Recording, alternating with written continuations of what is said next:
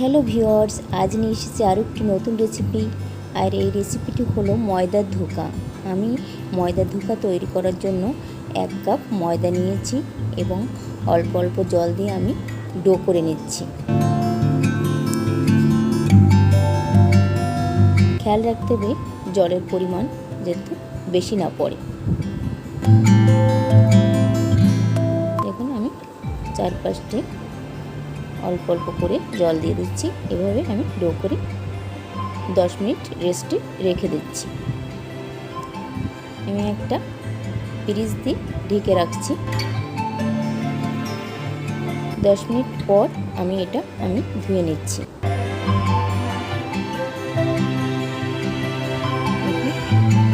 জলটা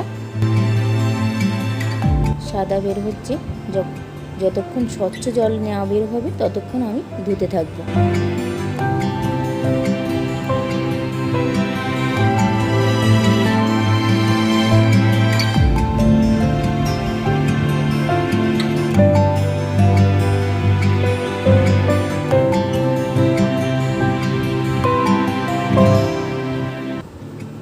দেখুন এখন আর সাদা জল বের হচ্ছে না, স্বচ্ছ হয়ে এসেছে জলটা। আর আমার ময়দার ধোকাটা রেডি হয়ে গেছে। দেখুন এখন আমি হাত দিয়ে চেপে চেপে জলটা বের করে নিচ্ছি।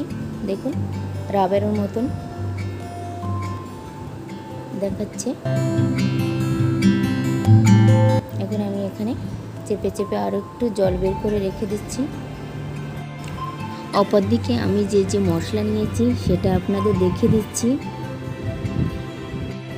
আমি হাফ চামচ জিরা নিয়েছি, গোলমরিচ নিয়েছি 8-10টার মতন, একটা দারুচিনি নিয়েছি, 3টি এলাচ নিয়েছি, 3টি লবঙ্গ নিয়েছি, 2টি শুকনো লঙ্কা নিয়েছি, 4টি কাজু বাদাম আর 2টি তেজপাতা।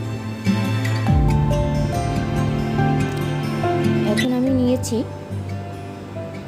খুলনার বিখ্যাত চুইঝাল। আমি এভাবে করে কেটে নিয়েছি। আর নিয়েছি 2টা আলু, আমি ছোট ছোট টুকরো করে কেটে নিয়েছি।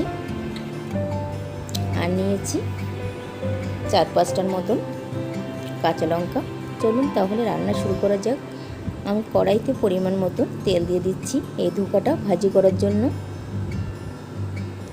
ধোকার থেকে আমি ছোট ছোট টুকরো করে আমি তেলের উপরে ছেড়ে দিচ্ছি ভাজি করার জন্য।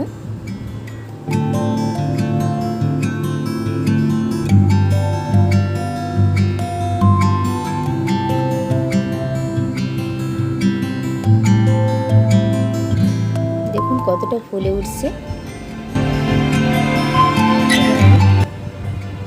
উল্টে দিচ্ছি।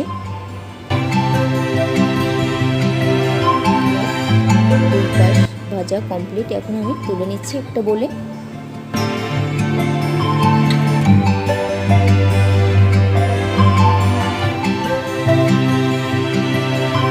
এই একই তেলে আমি দিয়ে দিচ্ছি সেই আলুর টুকরাগুলা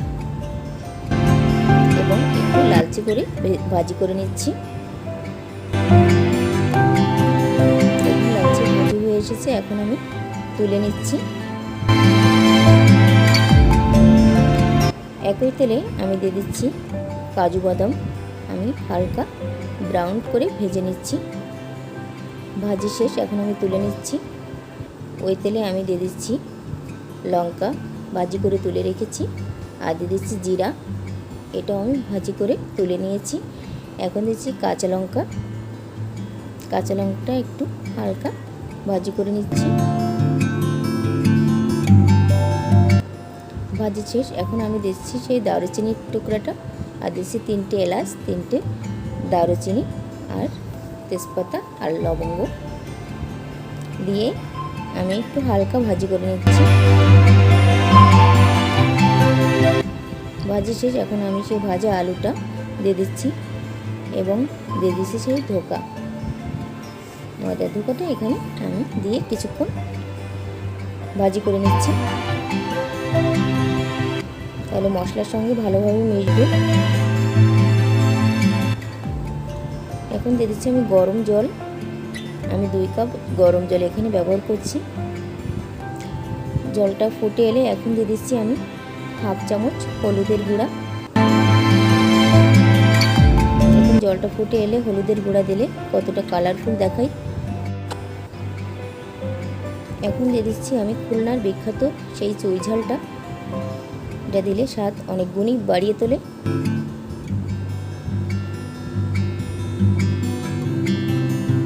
এখন আমি ঢাকনা দিয়ে ঢেকে দেব কিছুক্ষণের জন্য। ঢাকনি দেওয়ার আগে আমি দিয়ে দিচ্ছি 1 চামচ লবণ।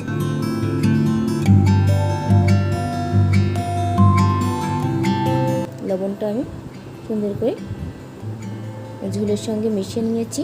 এখন আমি কিছুক্ষণ ঢাকনা দিয়ে ঢেকে দিচ্ছি।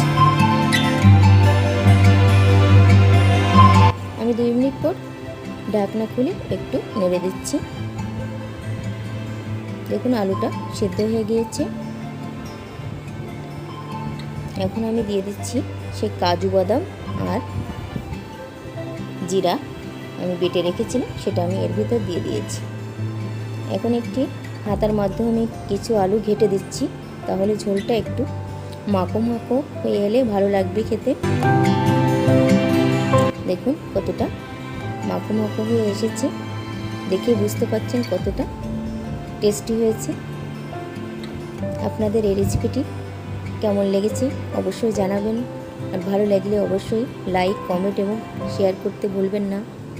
আর আমার চ্যানেলে নতুন হলে আমার চ্যানেলটি অবশ্যই সাবস্ক্রাইব করে পাশের বেল বাটনে ক্লিক করে রাখবেন এরকম নিত্য নতুন ভিডিও পেতে। আর আমার ভিডিওটি সম্পূর্ণ দেখার জন্য আপনাদের অসংখ্য অসংখ্য ধন্যবাদ।